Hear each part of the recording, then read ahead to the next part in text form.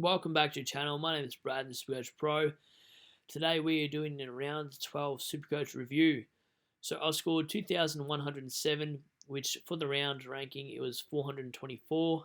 Moves me up 3,000 odd spots to ranking of 2,201 for the season. So this is where I expected to be at. I reckon I can jump into the top 1K over the buyers.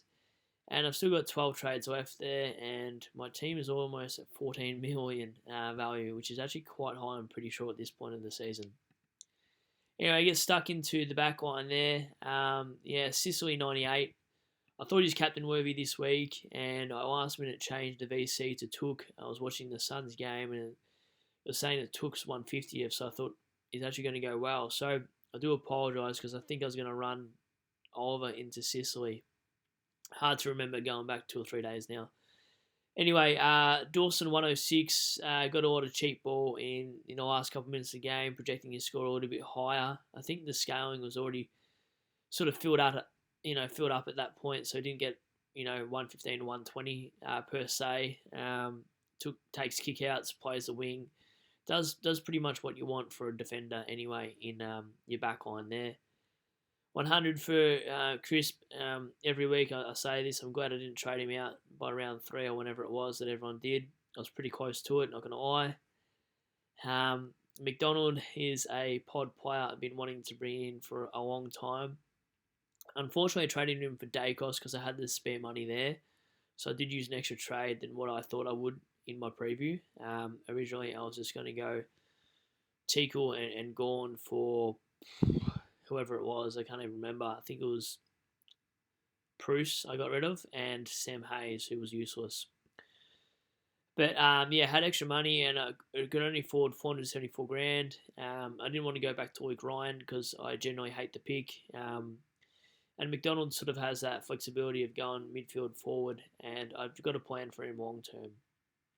And he's scoring output, he scored 5 tons, 390s, an 80, and only 2 bad games of a 70 and a 20. So, if I have to after the buyers, I can always sideways McDonald, but I think he'll just be a handy cover player for later in the rounds when you don't want to trade out a premium who's going to miss a week or two, and you've got a guy that can actually score decently anyway. So he's more of a band-aid fix-up sort of player, Mr. Fix-It, sort of like you have in your real AFL teams, like your Lambert type players can sort of play a bit of mid, put a bit of forward, or whatever for your team is what I'm talking about anyway. McCartan 95, really solid from him as a rookie. I don't really want to trade him out now because his break even when he gets back is only 52. So I reckon he can get to about 400k. You'd think anyway. After the buy, who does he actually have? He's got Port Adelaide. So yeah, I don't mind actually hanging on to this pick at this point, if you can. DeConning, yeah, pretty solid there. Probably looks a little bit, not lost, but he just doesn't look for the cheap ball back there. He was playing on Norton, so he's a lockdown sort of player. And, in that game, he didn't really call for it, even when Stewart was subbed out. I got lucky with that. Obviously, I'm not a Stewart owner, and he got subbed out with a concussion, so I kind of thought, maybe DeConning goes 90 here, with the ball being back there quite some bit. And yeah, a scary thing for teams, just in AFL sense. Once they lose a defender, you'll get Stewart. Like Geelong looked like they were panicking without him. Stephen May don't look great when Melbourne don't look great when he's not playing. And Richmond don't look great when we're missing a Voston, a Grimes, or a Bolter. So I think in an AFL sense, defenders are actually more important than some of the mids, in my opinion, because you can really actually stuff up a team and how they structure up behind the ball. But this is irrelevant to Supercoach anyway. Oliver there, I was really tempted to captain him. And then I read, people saying maybe Mills goes to him, and I thought that is a very high possibility. So I kind of got cold feet on him and didn't end up going there. 87 for Neil. I think he had about 31 touches. Obviously, at that rate, he probably didn't use it well, I'm assuming. Didn't get to see the game because my internet's been stuffing up today. 107 to McRae. Goes missing in patches now at a decent price if you don't own him. But just not really VC or C option worthy at this point of the year. Took Miller. I was watching the pre-game. They were saying how his 150th game. Then I was like, oh, he hasn't scored too well this year. He's been very, very inconsistent. But, he only had scored over 140 twice. Once against Melbourne, once against Collingwood. So to captain him for his highest score of the year is just pure luck, to be honest. I thought maybe, North Melbourne's midfield in a 32 degree day up in Darwin would sort of melt, I guess. And it kind of did. Although, yeah, I didn't expect a 160. I probably expected a 140 from Took, so I can't, claim it all. And, running through the rest of the team, you got DeGoey there, 89. If he kicks those couple goals, he's scoring 100 every day of the week, so it's a bit frustrating. Hopefully he comes good. Like the last 2 weeks, he scored decent now. McComb and Clark are pretty average. I'm going to cut McComb and DeConning this week, to be honest. Clark can stay another week. And Gawn, the absolute masterstroke. This bloke was 552, his lowest for the season. He was coming up against Laddams, and I thought this is no brainer. Witts had Goldstein, so I wasn't paying 70k extra for Witts, who played Goldstein. I was paying 70k less for a guy that plays damn well Laddams or wherever he is. Would have been a different story if he had played Hickey. I don't think he would have scored anywhere as high, but he kicked like 3-goal-1, 30 hit outs, and just was a beast. These scores were injury affected. Like he hurt his knee here, played a lot of forward time here, and let Jackson sort of do a lot of ruck work. Then he had a break even of 122 after the Fremantle match. And I thought that's the sign you want. You want to see a pattern where they actually start to come good again. You need that one game. That's all I needed. I thought 552. This is the reason why I didn't start him at 657. I wanted a 100k dip. I wanted it sooner than this, but look, I got him in at the perfect time. So happy with that because Bruce did the job up until then. Hayes lost me a couple games here and there, but it was when Gawn was doing bad. So I didn't really always out on points in my ruck line while I was waiting for him to come down. So bit of a master stroke there. And yeah, I'll take that every day of the week thanks to Teakle allowing me to actually do that move for Gawn. Sean Darcy, concerning for Darcy owners.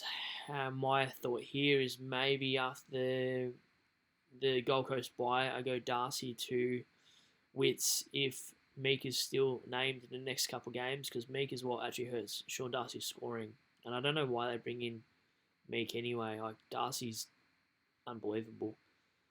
Dunkley, 65% coaches have him. So, you probably got away with it this week anyway, because it's probably one of your lowest scores and it wouldn't have been counted this week. So, for a premium to go bad this week, it wouldn't have mattered too much if he was highly owned. 125 from Brody. This is interesting. I don't think Fyfe's return in a waffle will hinder his scoring. Fyfe got 24 disposals, I think, and a point, which is irrelevant because once he has the Fremantle team around him, he'll probably score really well. Does he affect Brody? It's probably a flip of a coin. At this point, I'm willing to just give Brody a couple of weeks with Fyfe in the side. And then, Parker 97, a great score for a forward. We'll take that every day of the week. Darcy Cameron. Pretty excited about this bloke, not going to lie. He's a pod that will shoot me up in the rankings. He's in 5% of sides. 91 against Carlton. He probably deserved about a 102, 103, in all honesty. He always goes up for it. He looks like a little bit quicker version of Grundy, if anything. Gets around the ground well. His tap work's all right. Gets it done. If you picked him up for 320 or 330, you're probably laughing. I picked him up here at 450, purely as some sort of swing. I was just waiting for an opening here in the mid-season draft, and that also worked out to my favour. And this is the one I sort of want to give people a spray on. Well, not particularly anyone specifically, but sometimes if you listen to Supercoach channels or pods, once one person gets on board, they all go on board. So And that's fine. You can do that. But sometimes you just got to go with gut instinct. So this is a perfect example. And I did it last year, and this is why I won't do it again. So I tried out Zorko during the buys because I'm like, you know what? 1 week, I need to field another premium player. The other premium will outscore him. So everyone this week that you sort of know goes, oh, English to Heaney. Sorry, get rid of Heaney and bring in English. English scored 167 or whatever it was against West Coast. So it's not even, it's a waffle side, to be honest. Then everyone goes, oh, Heaney scores bad. Richmond have actually not a bad backline. You know, you got Grimes, Waston, and whatnot. So his 50 sort of made sense as a Tiger supporter because I'm like, well, someone had to be blanketed in that Sydney forward line. And Buddy went off the chain because Heaney was almost like a decoy, just couldn't get amongst it. So Heaney outscores English this week by 16 points. From here on out, Heaney and English will probably average around the same-ish because somehow Heaney always averages around 100 every year anyway. Now for me, English had a hammy problem, so that's why I didn't hold on to him week 1. I just let him go. Then he was sick with a bug. I just wanted to give him a couple of weeks, get back into the swing of things. Last week he was rucking with Sweet. It just didn't make sense for me this week to bring him against the Cats when you got Stanley and Bikovar, whatever his name is. I can never get it right. I'm not good with pronunciations. So I thought against Geelong, he's probably not going to score that well. And as it is, he punched out at 80. So some of these things, it's all well and good to go, oh, yeah, everyone's doing it, so go with the pack. But if you read Heaney's scores, just like Cornelio, just like Butters that everyone else traded out, because they get too overwhelmed by, oh, this guy's doing it, so let's everyone do it. And that's fine. You can do that, but like you look at Heaney's scores, the last month isn't great. Look, 75, 92, 94, 53, 96. But who in that forward line are you really going to go? Oh, English isn't highly owned anymore. He's in like 17% or thereabouts when I remember looking at him. And then, people want to jump on Bailey Smith. That was lucky I didn't. But his scoring wasn't fantastic in a sense. I would have rather Bontempelli over English, even with a shoulder injury that he's carrying. Even Libba is more of a pod, 2.7%. Yeah, I'd rather Libba any day of the week. You'll get averages here. English is number 1, but this was post injury. How well is he going to do from here on out? Who knows? He does move pretty well for a guy at 204, 205. His break even's now at 119. I can still wait a week or two. Coming up, his fixture is Giants, so he's probably up against Flynn, maybe Bruce if he's back.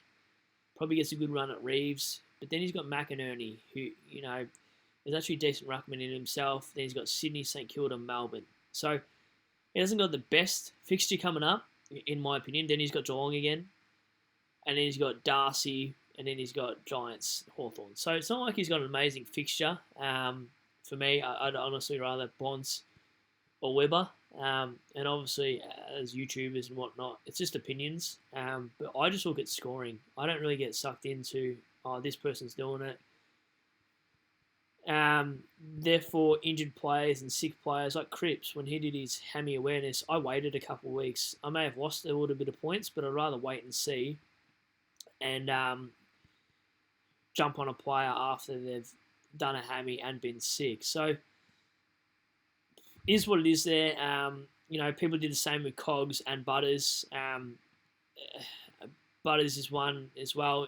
Look, they're inconsistent, but they're in your forward line. So, to me, it doesn't bother me. It'd be more annoying if I had Tom Mitchell as M8 there and someone else has got Darcy Parish. That's where it really hurts, whereas your forward line sort of even itself out over the year is what I'm trying to really get at. Everyone cut off Butters after 52. It goes 104, 118, 104. Plays Richmond and probably score 150 against us. He plays really well against us. So I think that 96 was in a quarter and a half when he actually did that. So, sometimes it's just about scoring patterns. How well players score at their home ground is something I look into a lot. But not specifically going on you know, other people's take on it too. You actually got a lot of, watch a lot of games and make up your own opinion instead of sometimes going, oh yeah, that will do. That's my player. So even if it's the mini match on the AFL app where you can watch 20 minutes of a mini match and you watch all of them, it only take you 2 hours to get through all 9 games to get a rough idea of, what players are doing what. So look, that's a little bit of explanation behind my thinking of how I do things here. And in terms of my trades this week, I don't honestly know what it will be. I always stick out a 1 out of 2 of my trades. I actually end up going through, even then some curveball happens. So a rough guess would be something on the lines of getting out DeConning and probably McComb for a premium. I'm not sure who I'd bring in. Maybe for rookie wise, I'd bring in Mitch Owens. If he does get named, I didn't want to go early on him because, again, if you go early on him and Dan Butler and Billings are named, then you're really kicking yourself because you get another dead player. So I didn't understand why people brought in Weir or Owens this week, going early on a player that's not playing, especially rookie with their job securities aren't guaranteed. For me, it's too risky to do. So, whereas the loophole player, for me, it didn't matter because Darcy Cameron will be that R3 swing, covering the R1 or 2 position there. So, going into it, there's probably not a lot of good players at 500k in general if you are looking for a premium defender. If I was to pick one off the top of my head, I probably don't really like any. Maybe Perryman stands out for me if you're doing something similar to this. Wasn't he on a heater? Now he's not doing great. Interesting. So if I had to go this week for a guy under that 500k, under that 510k, it'd be Perryman. You could do it that way, or you could bring in someone like a Ware, however you say his name. But hopefully one of these rookies from the mid-season draft gets named and 102k, so you got a bit more cash to play with. In a hypothetical sense, let's say, I can't even remember some of these guys' names. Pretty sure this is one of the guys that Essendon brought in potentially. But then at least 524 grand, you've actually got something to, get in the midfield. For me, if I'm looking at a premium in the midfield that I think could come home okay, under 500k would be someone like a Travis Boak. His scoring hasn't been great of late because of they're putting other young players in the midfield. And I still can't get the trade off this to actually show you what I'm talking about. So, I don't know what I was doing there.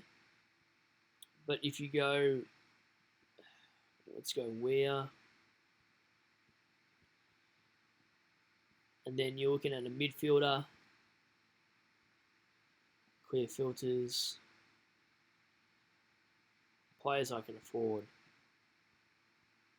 So for me here, I'm probably looking at a Boak. Still averaging 110. He's under 500k. I feel like he's better than a Tom Mitchell. He's got the next couple games at Adelaide Oval. Apart from the MCG, he plays Tigers. His scoring history against his next couple opponents is actually not too bad there. So I don't mind this pick for me, personally anyway. He does have a couple 80s, but it's better than Tom Mitchell. Maybe not better than your Zach Merritt. If you could afford Merritt, maybe you'd go him. He's in like 1 or 2% sides. I think it would be a hot target. But for me, if I was just doing it basic and I wasn't cutting an extra player like a Carroll and I had to bring in, just the 2 trades, it would be someone like Boak. But if you did a 3rd trade, then you're actually looking at something a little bit more reasonable in terms of players you can go for. So let's just hypothetically go through this. You pick in someone like a Mitch Owens. Let's go 120k. Let's say he does get named over Billings and all the rest. then that gives you a better option. So, do you waste a trade for a premium that can slightly do better? You probably do, looking at that now, because I actually haven't had time to look at my trades. Hopefully you've got a bit of cash sitting there, because I clearly don't. I had like $1,200, which is stuff all. And if I go players I can afford there to make it a little bit more obvious, probably don't want Brayshaw, because then he's got the bye next week. I'm not interested in Track at the moment. He's got to be carrying something. Maybe he's still sick. And he's owned by a lot of competition. So, wow. He's going to be cheap soon, you'd think, after 2 bad scores in a row now. But look, if I'm to do it now, I'm probably going Zach Merritt. And then I can actually field 19 out of 22 players. If someone gets dropped, then I'm on 18. Someone gets concussed, doesn't really matter either. So you hit the optimize button, and that's how the team would look. So I would miss, how many players? 1, 2, Hamilton a third, and that's it. So it's actually a pretty decent team lining up into it. Premium wise, I got 1, 2, 3, 4, 4.5. We'll count McDonald as a half. 5.5, 6.5, 7.5, 8.5, 9.5, 10.5. Probably another half, so maybe 11, 12, 13, 14, 15 premiums. So don't hate that. I think that's pretty decent. But even if you actually have a look at the full side, it looks really good from here. So by bringing in that last M8 Primo, I can still do things on my side just to get a better look at it. Sorry, the internet's a bit slow. I've just got my internet back, and it's kind of just hating life at the moment. Okay, it really hates me. For the point of the video, I'm just going to cut this short as I can. But the team looks fantastic. I mean, have a look at that. I can afford to have McCann at D7. Any of these guys, don't really matter. I can actually probably a loophole if I needed to. Hamilton being the loop. Then I've got the power of going Darcy to Teagle if Sean Darcy or Gawn misses. And by doing that, I can still field a goalie over a rookie. So this is where the DPP comes in handy. Let's, just so you guys can visually see it, let's hypothetically say he tweaks an ankle, he's out for a week. Darcy Cameron goes into the ruck line, and you don't waste a trade.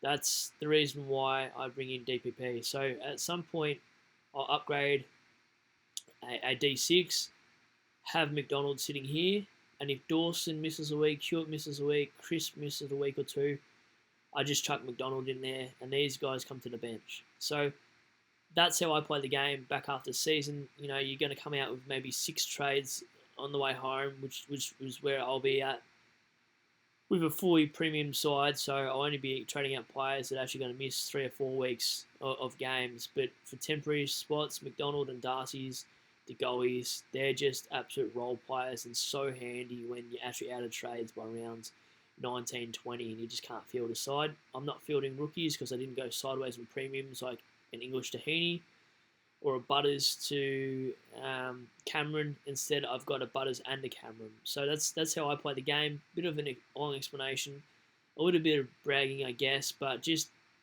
some of it's more logic than anything.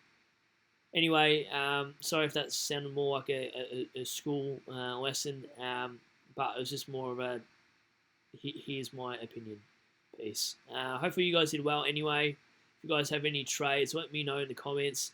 Let me know how you guys scored too. Very interested to know. Even drop your ranking in there. And if you're in the top 100 and watching these videos, maybe you should be telling me what to do. Anyway, hopefully you guys have a good week. Hopefully you had a good weekend. And go Tides.